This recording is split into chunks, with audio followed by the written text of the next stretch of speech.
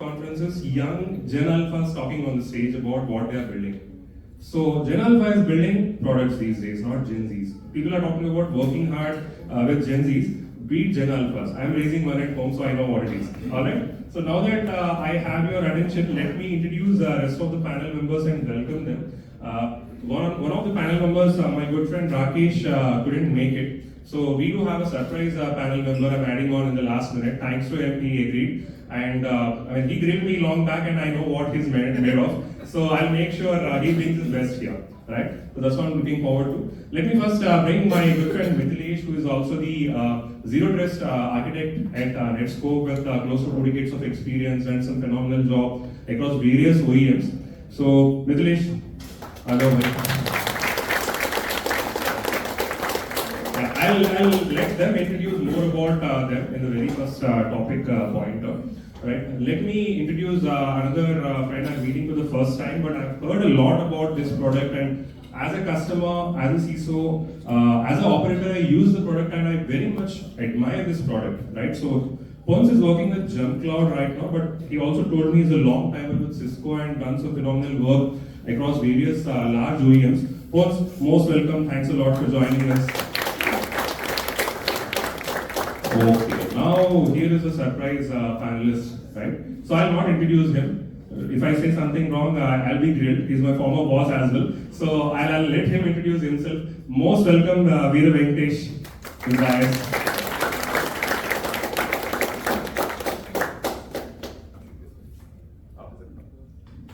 So before even introducing myself, right, I can say with pride how and why my grilling helps. Give me example right on the left.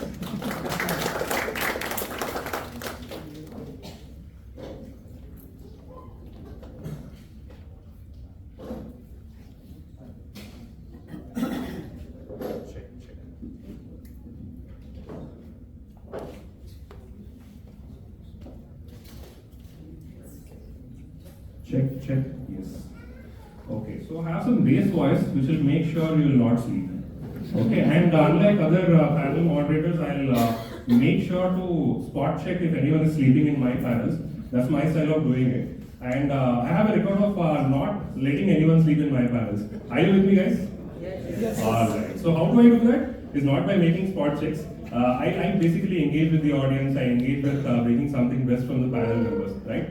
So here is something we'll do. I mean, each time I do a panel moderation, I try to do something differently. So this time I'm thinking, if anytime you see a boring thing coming across me or the panelist, say this, boo us. Okay, if it's great, at the same time, clap for it and raise a thumbs up. Okay, if you like something, say this. Right? That gives a boost and they will engage more with you and probably will go in the right direction. And if you're not going in the right direction, absolutely. Right? Are we cockroaches here? Yeah. So let's take it from there. So today we are looking at essentially, out of my own selfish thought this came, how enterprises buy AI security products. Some of the panel members said no, they booed me. They said no, we'll do something else, something more interesting. And I said, nah, AI everyone is talking, but how does enterprises build AI, procure AI, purchase AI? What kind of decisions, technical decisions, logical decisions are made is something I really wanted to know. As a CISO, back when I was in the industry working, I think there wasn't enough AI. Right? Some of the programs failed. We spent millions of dollars, but it didn't go anywhere. So out of that, I really want to understand where we are and how is it going. So some of the topic high-level items I'm looking at is essentially, buyer priorities and risk appetite. Right? So what are those priorities for a CISO, for an organization, and what is their risk appetite? How are their decisions taking shape based on the risk? Right? Then technical validation. Right? So when someone is conducting a POC, what are they looking for, right? So we have amazing people here who have built products, working with large OEMs and building amazing markets there, right? Then procurement, legal and governance, we'll briefly touch base there. Interesting topics, okay, not okay? Okay, na? Thanks, yeah. AI trust, explainability and safety aspects, because we are talking about responsible AI. I mean, AI is everywhere. How many are really building responsible AI?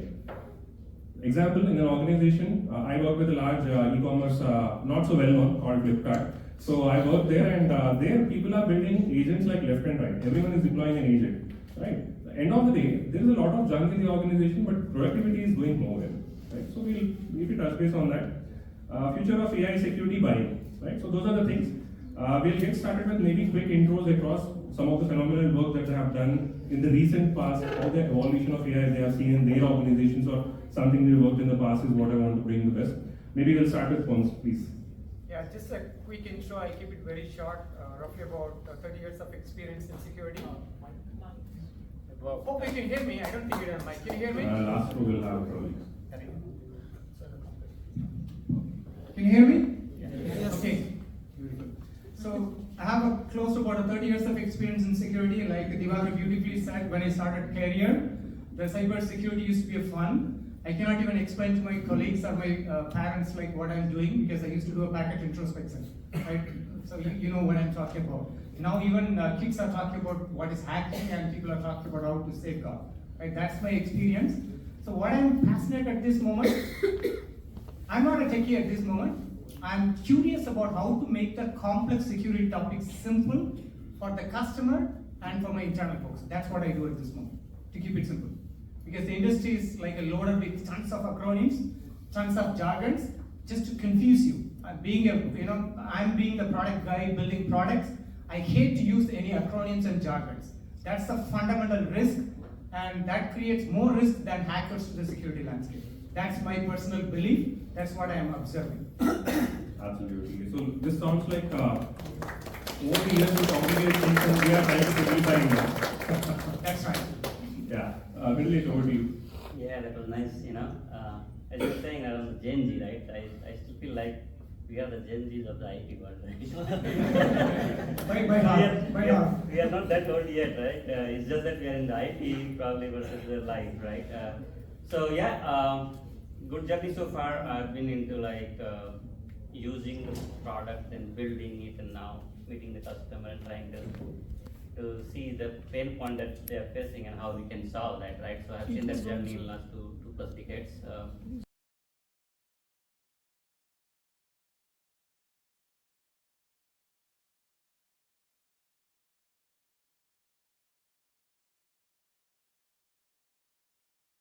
And understand that versus if you are buying something that would be helpful, like how we experience things, and then in between there are everything.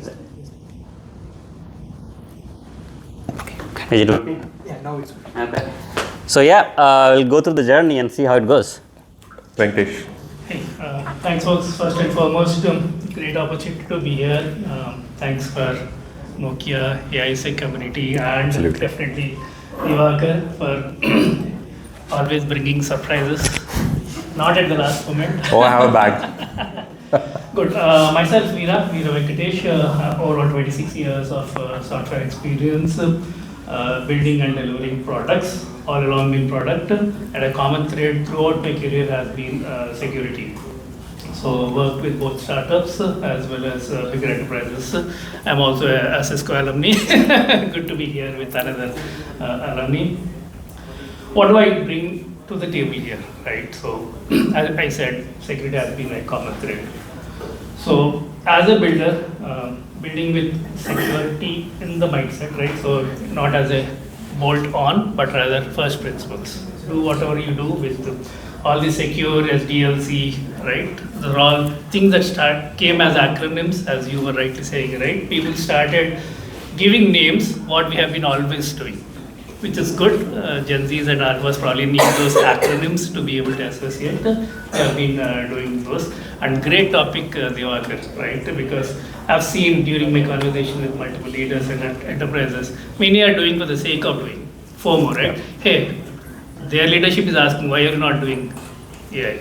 Right? What does it take to do AI? Absolutely. So, great topic. I'm sure many will benefit from that. Go ahead. Absolutely. Thank you so much, Venkatesh, Mithilesh, and Pons. With that, I think Venkatesh brought up a very good thing. I mean, first principles. How many of us in the organizations are questioning the status quo? Boss is asking something, we are going after it. How many really have the spine to stand up and say, hey, there is a better way to do it? Some organizations, yes, will allow, some won't. So I've worked with both type of organizations and we have seen the evolution of that, right? So I'm coming to the point of looking at how those priorities are changing in organizations. So what are those buyer priorities? Working with Jumpcloud Pons, what kind of scenarios have you seen? And earlier with Cisco being large OEM, how that has transformed, right? Earlier, I think there is a need, there is a specific budget, and people used to go for it. But when it comes to AI security products, how is that? I mean, is it a push or a pull? What are you seeing? It's a great question to start with. It's always risky to sit right next to the panelist, right? Because you cannot think, you will get the first question. One of my job as a product guy, always we look at like building a product, but it won't come from the heaven, right? The journey starts from what you're learning from the customers or the prospects. I know a couple of my, the channel partners also here. So the journey, what I'm noticing, right? If you go back, let's say 5-6 years before, there is a conversation around, shall I adopt AI or not?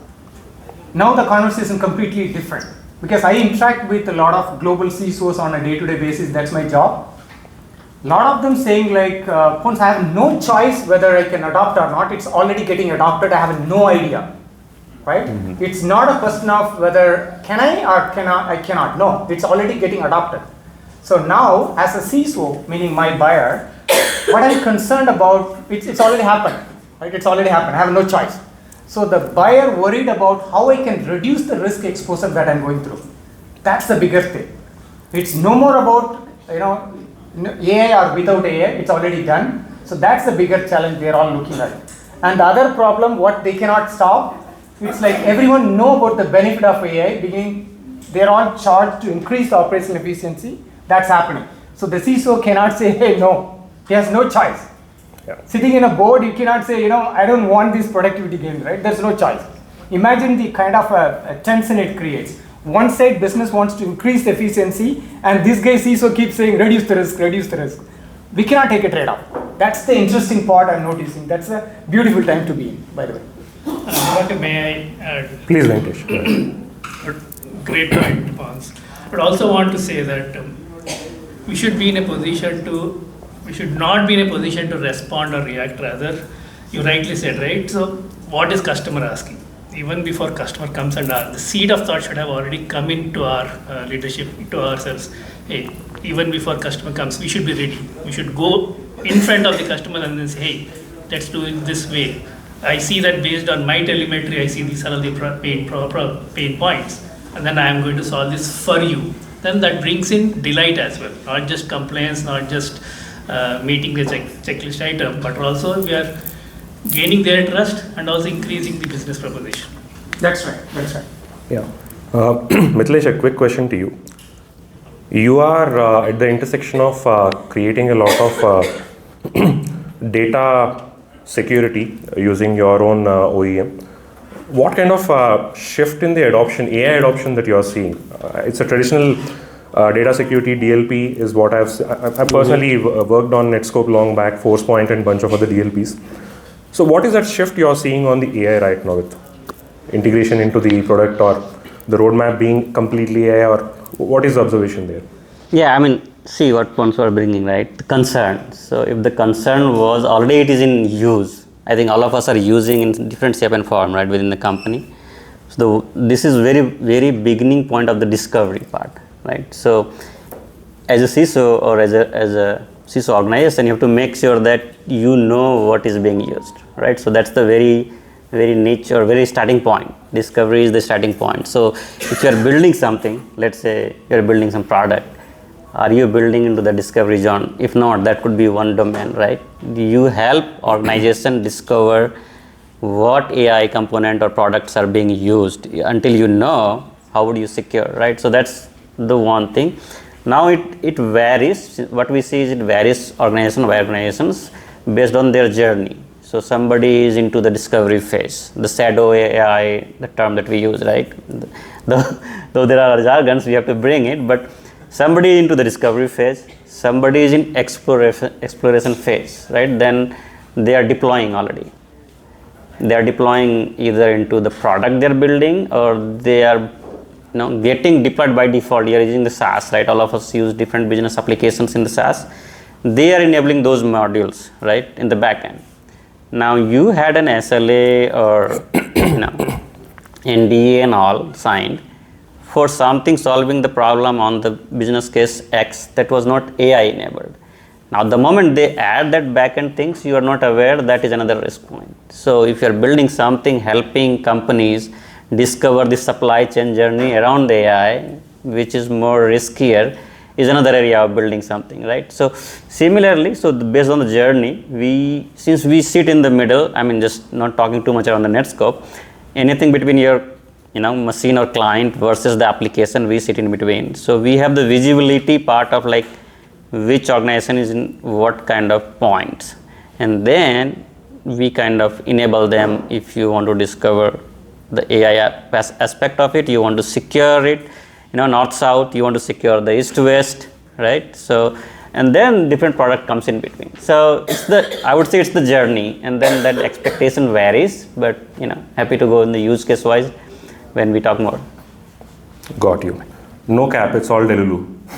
Translating, seems like a catch-22 situation for most of the CISOs. So I'm trying to combine all the observations I've got from all the three leaders and putting it together.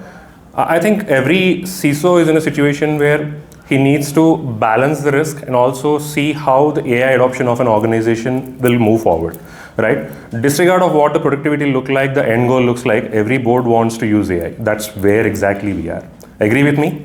This or this? Yes, right? Perfect. Thank you so much for the response. Last bench, I didn't see any of these. So are you sleeping? Are you with me? Yeah, you are with me. Thank you so much.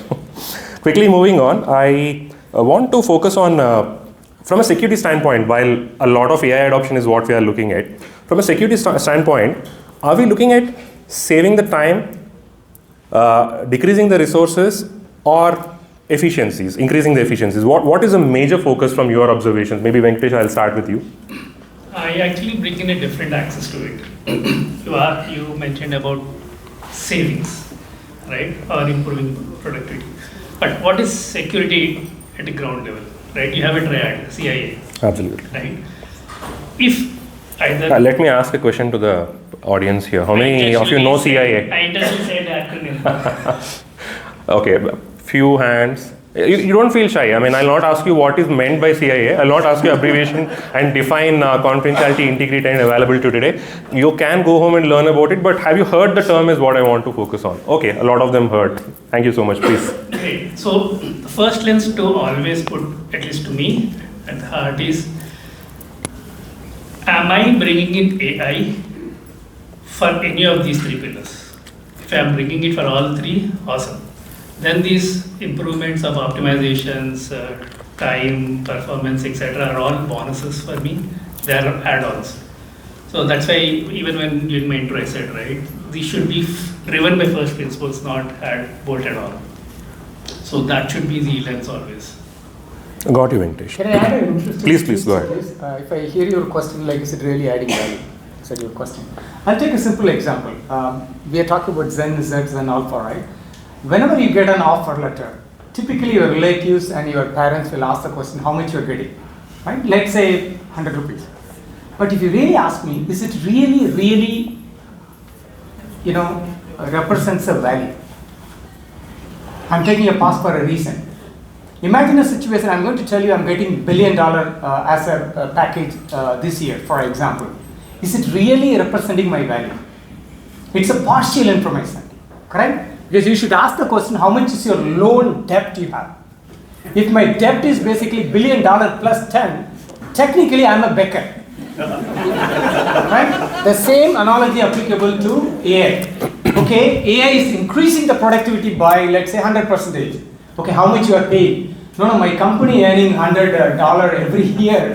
That guy Claude and Cursors, sending me a check like $200 every month. Right? Think about the situation. Right? That's the reality. Right? Absolutely. That's the reason I took the earlier example, right? At least, Ram might know, at least in our villages, people ask once, how much you are getting? That's a partial question. You should ask both the questions. How much you are getting, how much you are paying for credit card. The same way, how much productivity you are getting and how much you are paying for cursor. Both are connected. Great point, Pons. I think that's important. Sorry to interrupt. No, absolutely. I mean, I'm sorry to cut you off, but this just reminds me of a situation I was reading an article a week ago. The future offer letters are going to be, I mean, maybe for Gen Z, I don't know if it's happening already, but Gen Alpha will see this. They'll have AI credits in their offer letter. Of course. Right? That's what I'm hearing. So the cyber economics will boil down to how much productivity are you gaining in terms of putting it on your own payslip. So guys, you will have tough time with that. So be cautious. You can't experiment and burn all the credits. That's a variable pay. Yeah. Yesterday a friend also jokingly, Praveen, where are you? Praveen, I don't see him in the room. Yesterday jokingly he said, roti, kapda, AI and makan. So that's the thing happening in India. Be aware. AI, roti, kapda, makan. So AI is integral part of our lives, and given we are all a part and parcel of the ecosystem, building things or shipping products, part of services or doing something from India, will be impacted heavily by that, right? It's not a joke anymore. If you remember one point of... Oh no, I'm not joking. At one point of our career, a lot of HR used to say that, hey Pons, this is your offer letter. Yeah. We'll also give you a laptop. Technically speaking, laptop is not a benefit for me. It's for my employer. The same way, the tokens would be in your offer letter, like the RSUs and things like that. Absolutely. It's for the benefit of the company. Hey, I gave you this much token. Why are you still saying it takes this many hours to build the code? You got the point? Let's be clear. Go ahead. Now, as a startup, I'm asking for funding and I'm getting credits these days, so I can imagine already. I'm facing the pain, and I'm feeling sorry for all the Gen Zs and Alphas out there seeing your token credits on your payslip, guys. All right, so that makes me think about something that as a decision making and as a requirement when OEMs are pushing or security products are pushing into the market. I want to know, I mean, some of them have built amazing products, and they have also been part of the customer deal cycles, whether it be part of pre-sales or post-service and post-sales technical support and all that. I want to know, Mithilesh, maybe we'll start with you. What could be a deal killer there? I mean, in terms of AI security product, what is that one stopper for a CISO to make a decision or break a decision, according to you, in AI security? Yep. Now, see, this is nothing new, but with respect to AI, right? When some product or some solution is coming on the table, it should reduce the pain point. If I'm bringing a new product or the solution, is it adding something to me on the complexity side, or is it taking away something, right? If it is not solving my problem, or it is solving one problem but adding 3 more problems. Let's go with an example, let's say, right? Let's say you have a product which is solving a problem, and that uses the AI. If you ask me to talk about my product, I'll go all along. Literally, right? So you are solving the problem using AI. Now, my side CISO will say, do they have the MCP server? Oh yes. So is now the bill, that will add my bill on the tokens that you just talked about, right? So if I'm the engineer using that MCP server and then using the corporate token, so now as a CISO I have to make 2 decisions. How much money is getting paid to you and includes that token versus add-on that I am giving to my engineer that is not considered in your product, right? So then the cost-wise, that was an example, right? So when you talk about the cost, you may say like, I'll take $10 a user. Yeah. But if I have to spend $5 more a user just to use that MCP and hook up in my ecosystem, my cost goes to $15. So now that's the make and kill point. One example. Interesting. Venkatesh. Definitely, the TCO is very much important. It's not just about buying or procuring a product or a solution, but rather the integration cost of it, the time to deliver my own product using that integration, right? So if my vendor has done their due diligence of already knowing my ecosystem and then comes to me with a value prop saying that, hey, this is much more easier to integrate, or this is much more easier to replace your existing one, is an additional dimension that we need to look at. Not just take at the face value, hey, Claude is doing this, we should just go with it. It cannot be based only on the reputation of the product. Can I add, just I want to connect the dots with a morning session from Kumar and Ajay, if I pronounce it right. When I talk to CISOs, like you are there in the same shoes before, the conversation is like, okay, my ultimate purpose is basically increase the productivity for my employees. That somehow the product guys will give me some gas, right? Till I buy the product, it's what it is. But I'm more concerned about the additional supply chain risk it's going to possess.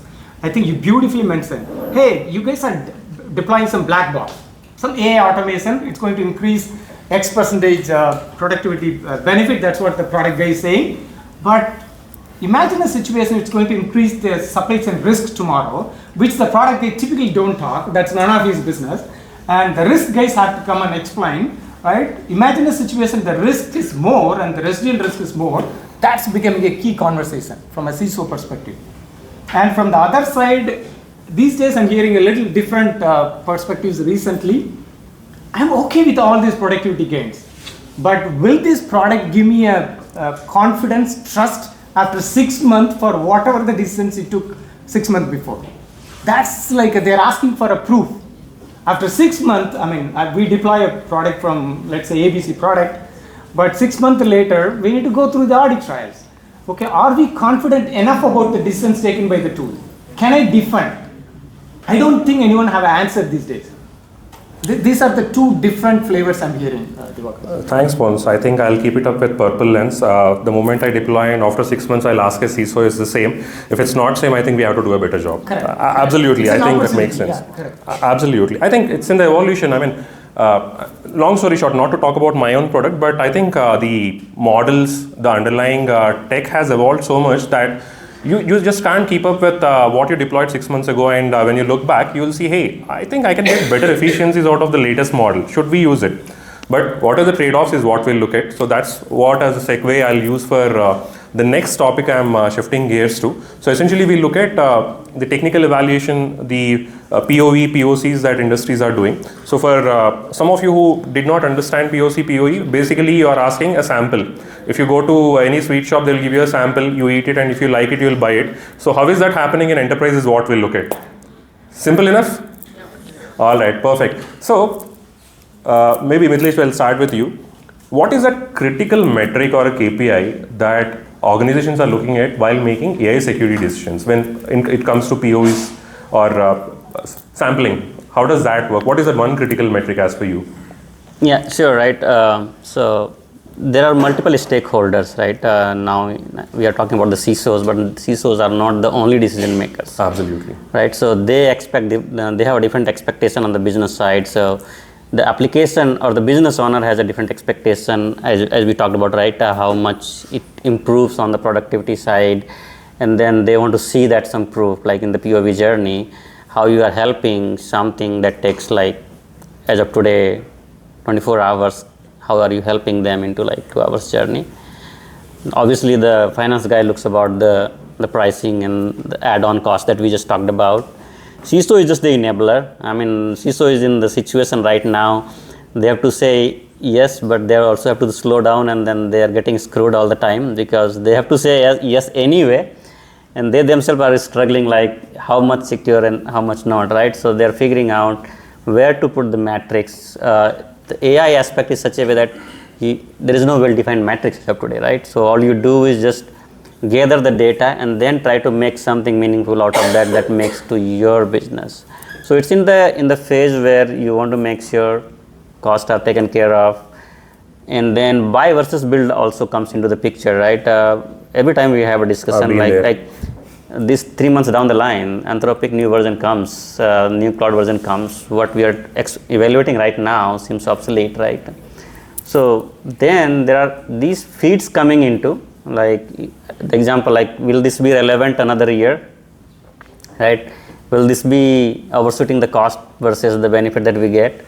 Will this be helping us reduce the fatigue? And now AI usage has been adding fatigue a lot, right? Now I don't know if you know the SOC, anybody? Now SOC team is having sleepless night because they don't have the clue, because it's still underneath somewhere, unknowns, right? So a lot of unknowns are triggering things that making SOC team like how to make it. So there are different aspects of it. So we evaluate capability, we evaluate cost, overall the TCOs, evaluate the sustainability of it. Obviously the by default expectation, as you said, the trust factor, explainability, all those things are inbuilt now. There is no trade-off like that. You can't explain, then you're not on the table, right? Got you. And then you make decisions like. Got you. Venkatesh, if you have built some amazing engineering organizations, which I have personally worked on and have seen the evolution of them, and we all worked across various other OEMs as well. If you have to build something in AI, what would be that one metric you would move forward with? What would you better, I mean, it could also include a hallucination risk, but that problem is somewhat solved is what I'm hearing from the models. What would you look at? It's almost getting solved, Yeah. and then these are maturing quite faster than what. So as an engineering leader, right, so my topmost metric would be the MTTX. So Elaborate it first. mean time to X. The X could be mean time to deliver, mean time to Okay. detect, mean time to remediate Okay. if it is a vulnerability. I'll translate for our Gen Z people. So how soon get your Blinkit delivery is what Venkatesh is talking about. So 10 minutes is a SLA, right? So mean time to remediation is what is one of the metrics we all use in incident response and cyber defense. So how quickly can you stop the burning flames when a blast radius, I mean, when an incident happens, right? So similarly, a metric is what Venkatesh is referring to. I think that's a great way to look at it. Correct. So that's why I chose MTTX. So you put whatever X is required. If you are looking Absolutely. from a risk and vulnerability perspective, then it is detection and remediation. But if you are looking at from time to deliver, right, and what is your engineering sprint velocity.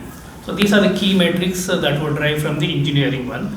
And from business and product, probably Pons would be a better person. Yeah, maybe I'll connect the dots. No, I have a better question for you. Hold on. So I thought I can do a better job, and I went to ChatGPT to ask some great questions, but looks like they're blowing it out of the park, and Pons is adding every time. So let's give him tough questions. What do you say? Yeah, we'll not rely on my ChatGPT. I'll rely on you. So here is the audience question time. While I still have some questions, I want to give an opportunity to ladies first, essentially from the back bench over there, please. Can one of them pass on the mic? And I need a good question from you folks. Difficult, huh? Please. I can run with the mic.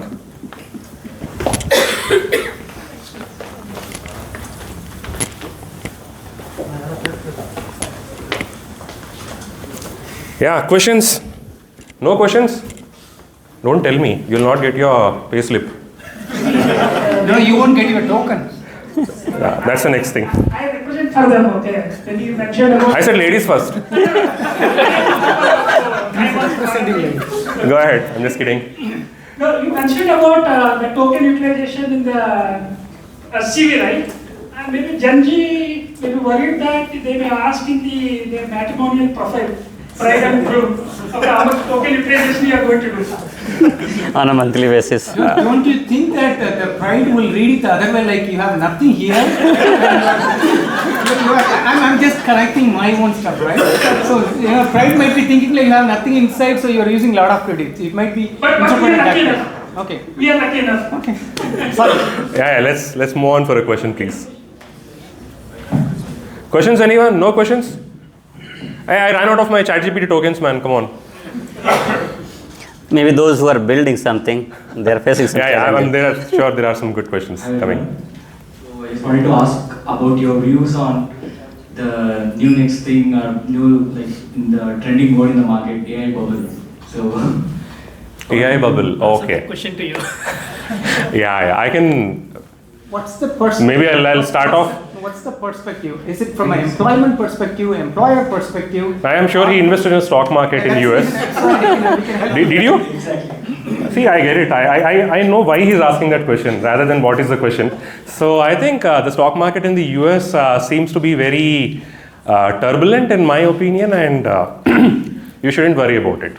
Alright. So yesterday I was reading this article. Wipro won a $1 billion contract, and they are owning the outcome. They are not owning the solution or the platform anymore, right? So that's where we are heading towards. So disregard of what happens, bubble will burst. It happened in 2008 when I started my career. It again happened in between. It is now happening again when I started a startup. We are having hard time getting into the market. There won't be any easy time, okay, right? So you need not worry about, I mean, while this is from an investment angle you are looking at, the bubble will burst, right? In my opinion, I think in the next 3 to 5 years, whatever junk, whatever layers had been created will wash away, right? So you will see some of these solid ones, whether it be the products, services that have holistically thought about how do we sustain over a longer period. I think this is a word I learned from Venkatesh long back. He used to talk about sustenance. As a young engineer and a first-time manager, to me, I did not realize back then. But over a period of time, I think Mithilesh also mentioned about buy versus build. So if somebody is saying, I worked at Flipkart and I always had a disposal of n number of engineers if I want to build something, they always used to talk about, If I need something, go build it. I'll give you 10 engineers or 100 engineers. That's how the notion used to be. But nobody is thinking about how do you sustain it from maybe 6 months, 1 year is a very short term. If I want to sustain a particular program for 3 years, 5 years, how do you do that? So that sustainment mentality is what you need to think as a leader or even as an engineer. Can I run this program for the longest of the period? Number one, what is the cost of it? Two, how much of resources should you use versus if you buy it? So that's where I'll pitch my PurpleLens. Dhaval, you know very well. So I'll bring my solution and I'll tell you this. I'm just kidding. Any solution for that fact, which thinks about 3 to 5 years runway for an organization and can control the cost or maybe rather bring down. AWS is a great example, right? How many of you use AWS in the room? Some or other services of AWS. If you have seen the evolution, 10 years ago when they started selling AWS services, EC2 for example, M2, M3 kind of instances used to be X number. Then after few months, I have seen the evolution of X minus 1.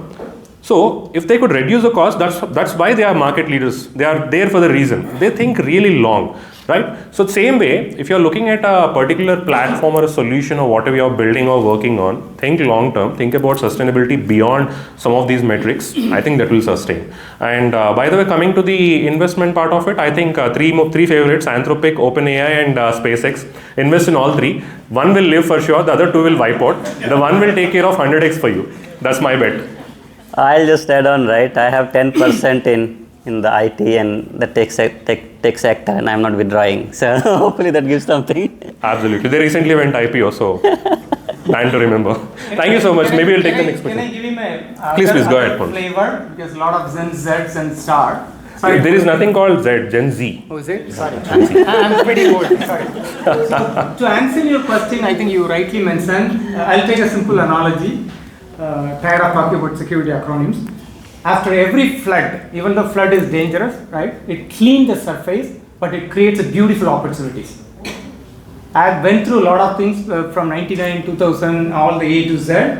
So every bubble bursts at one point. That's the nature, and these bursts equivalent to a flooding. Right? When the flood happens, it cleans the surface and creates beautiful opportunities.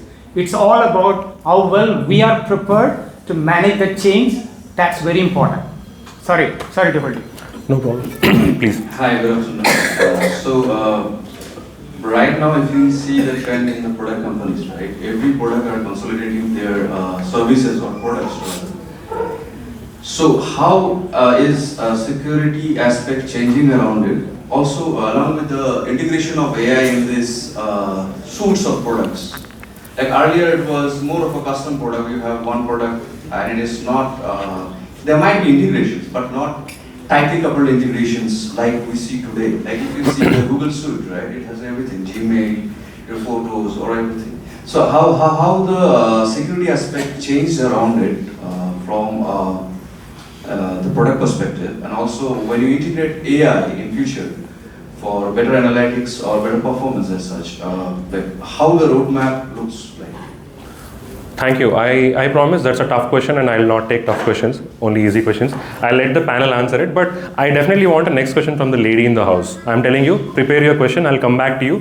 Who wants to take a stab at gentleman's question? Please, Pons. To answer your question, first part, I'll split it in 3 parts. That's how I read your question. I'll only give you 30 seconds. Okay.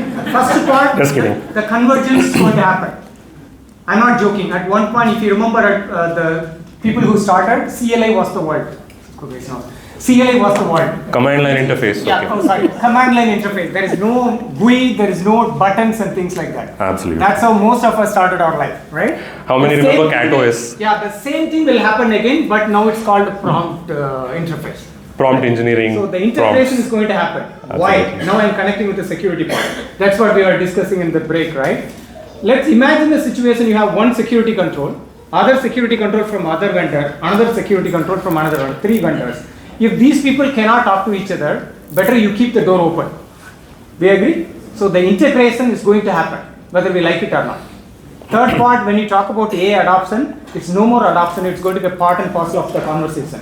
It's going to happen. And no punishment for you asking the question. Yeah. Please sit down. Yeah, one last question. No. We'll discuss offline. I want to give a question to the lady. One follow-up question But you'll get the answer during the break, my friend, because we are running short of time, allowed to be on time. So you can still ask, don't mind. Next question from a lady, please. Now under pressure. Come on. Yeah. Thank you so much. Please go ahead. Yeah, mic is coming. You can still shout and we'll obey. Yeah, I'm Archana here. So we've been talking about agentic AI and all of that stuff, and the three crucial stuff that should be considered are security by design and critical thinking and system design. So we have a lot of stuff around security by design and all of that. But if I'm building something as a human, what the thought process and mindset should be, like for the Gen Z or Gen Alpha world, but not just going by the instructions, but the humanity first, human first kind of approach that from your wisdom. Beautiful question. Very profound question. I would really appreciate that, because in the age of AI, I think we're all talking about machines, but how will you make yourself a human-centric solution is what you're asking, and please. Maybe I'll start the 5-second answer. Very simple, you beautifully talk about the critical thinking. Don't look at it as a siloed problem. There is a prompt injection, there is a hallucination, there is a excessive access. Look at it as a systemic one. Agent is meant to give you a specific intent. Look at it from a connected system, then you can think about it. Don't look at it, I'm going to solve this hallucination, I'm going to solve this excessive access, I'm going to solve this supply chain risk. That's going to create a mess. If you really want to build agents, think from a systemic context. That's the reason these days, systemic thinking getting a lot of importance in the hiring conversation. Absolutely. I think I'll just add on one from my side. This will also help me pitch my product. Just kidding. So we have automated a lot of stuff. We are offensive security platform. That's what PurpleLens.ai is. You can Google it later. Ask ChatGPT. We have done our EEO job. Essentially, so we have built multiple agents, but there is one agent that will come back to the human and say, hey, I'm going to test this. Do you want to validate this? This will ask the human. So, right human intervention in the entire ecosystem of automation is what we are focusing on. So, this is a critical thinking aspect. I mean, I'm talking essentially about penetration testing a critical workforce. It could break the production machine, and how do I stop that is something this agent does, right? So, that's the human intervention, critical thinking aspect that humans can bring. The other thing is the CSO over there is not Chief Security Officer, Chief Storytelling Officer. So storytelling goes a long way. Trust me, machines can connect a lot of dots, but humans can do better. That's what I strongly believe in. So if you are good with your storytelling, guys, trust me, nothing can beat you. No AI can beat you. Because AI has a mind, that's what I believe in. It doesn't have a heart. That's strongly proven.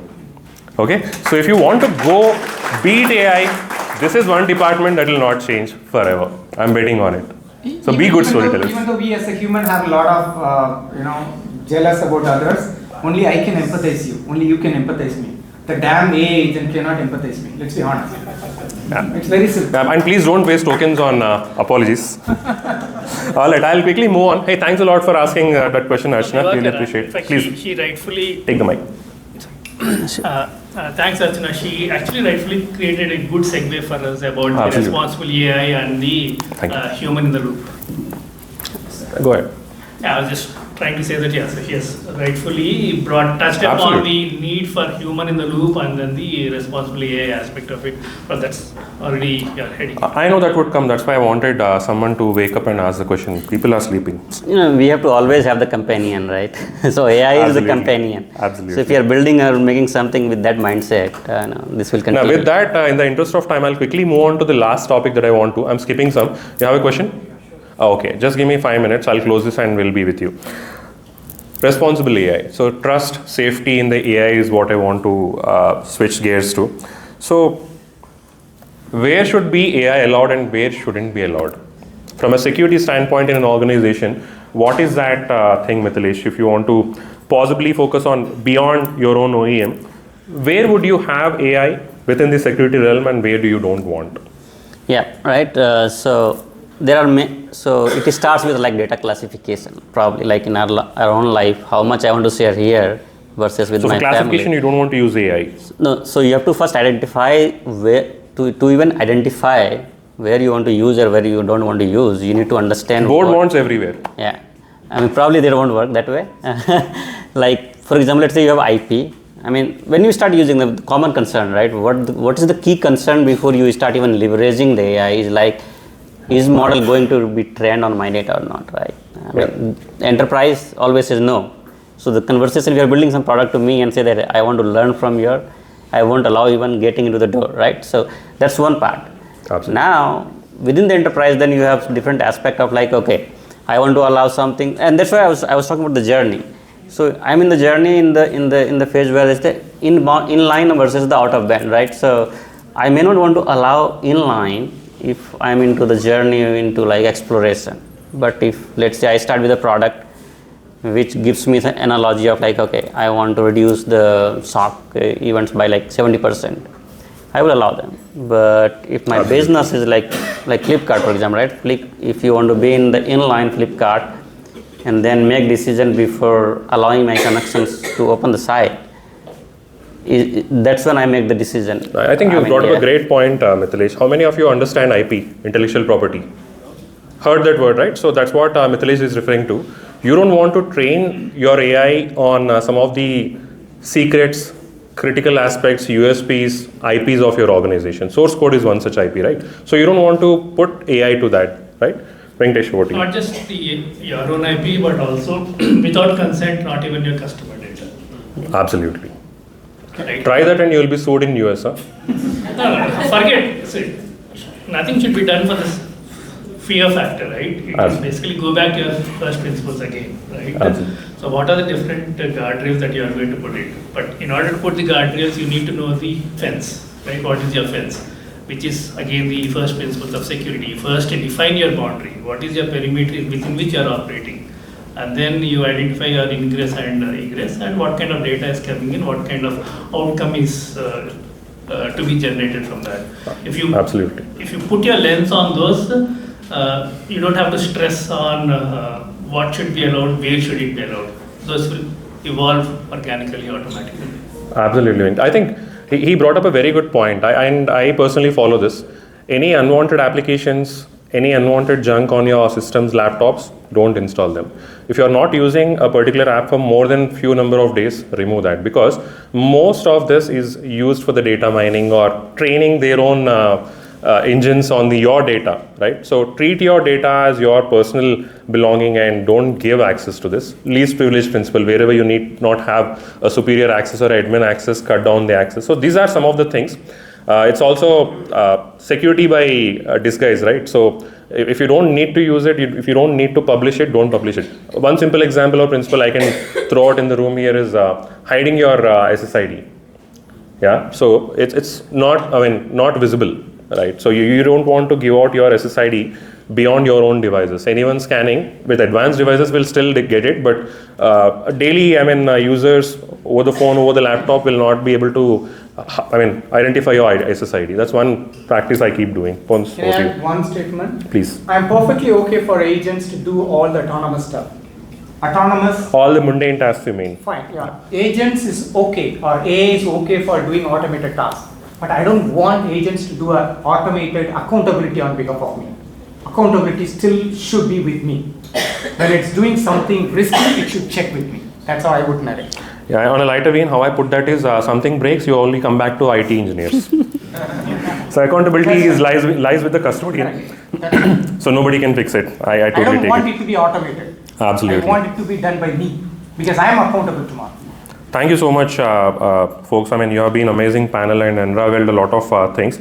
If you, in like 10-15 seconds, if you want to pass a message to all the folks in the room about the AI security and the threats and everything, what would that be for you? Basics remain same, nothing new. Embrace the basics. That's it. Thank you so much, Pons. Anything free, you are the product, so use it rightly. Absolutely. I think that's a great point. If something is coming for free, don't please fall for it. Right? There are tokens, remember. In addition to basics and then the value that you associate, so Mithilesh said cost, right? Essentially, I translate that to cost to value, right? So don't do anything for the sake of doing or fear of missing it out, right? What is the inherent value that you are either taking in terms of learning or you are giving in terms of outcome? not output, remember. Outcome versus output, please have clear distinction. Absolutely, absolutely. Thank you so much. I'm feeling very generous and I'll take one last question. Please, over to you. I think, thanks so much. I mean, there are many hands in the room, but in the interest of time, I'll maybe take one. After the panel, I think we are done. We are over your lunch. Continue in the WhatsApp group. WhatsApp group, and I don't know if we have lunch. You're not providing lunch? I came for the lunch. Okay, no worries. I'm just kidding. We'll still be around, and you can ask. There are amazing people in the room, guys. I know many known faces here. Some of them worked in the industry for more than a decade, 15 years, 2 decades, and some dinosaurs are like 30 years, like Pons. Feel free to reach out to them, ask questions. If you don't ask, the answer is no. Last question. Yeah. So, as an AI engineering student, I wanted to ask. AI engineering. So I wanted to ask, what are your views from security standpoint on mechanistic interpretability? Come again? Mechanistic interpretability. It means understanding the internal. I'm opening the dictionary. I did it. No clue. I've never heard that word. It's basically trying to introspect inside a model's parameters. You have to be here. Just kidding. Anyone on the panel? Can I answer your question in a simple way? Yeah, I just want to say when you started with the AI engineering, I'm not sure whether you really got the meaning. Engineer AI, don't embrace AI. When I say engineer AI, build the construct in a way that it can do what it's supposed to do. Basics important. Correct. He asked about CAA. It's not a jargon for CSSP exam. It's really required. When we say engineer AI, it's different than embracing AI. Engineering meaning you should know those basics and embrace it in a way it can do what it's supposed to do. Right? It's not about plucking bunch of models available in GitHub and combining it together. That's not engineering. That is using AI. Yeah, that's what I meant to say. Leveraging. Engineering, because you started with a beautiful starting point. Truly engineer AI. That's the basic thing you should take away. It means backtracking from the first principles. Yes, that's right. That's missing on the ground. There are tons of people I can hire who can connect the pieces from bunch of websites. Yeah. Well, that's great. When you say backtracking, are you trying to reverse engineer something that is existing? Don't do that, please. That's not innovation. To me, that's trying to find out from the first principle going. First principle is about asking. It is done in some way. Why should it be this way? Can I do it in a different way or easier way? Is first principle. Don't complicate first principles. That's it. That's simple. All right. Thank you so much, everyone, for your wonderful time. There is no lunch, but yeah, we are here for the questions. Thank you so much. Thank you, folks. Thank you. Mithilesh, thank you so much. Thanks, Venkatesh. Thank you so much, everyone, for engaging session. I see a lot of people have enjoyed it. Please be seated. A few more minutes.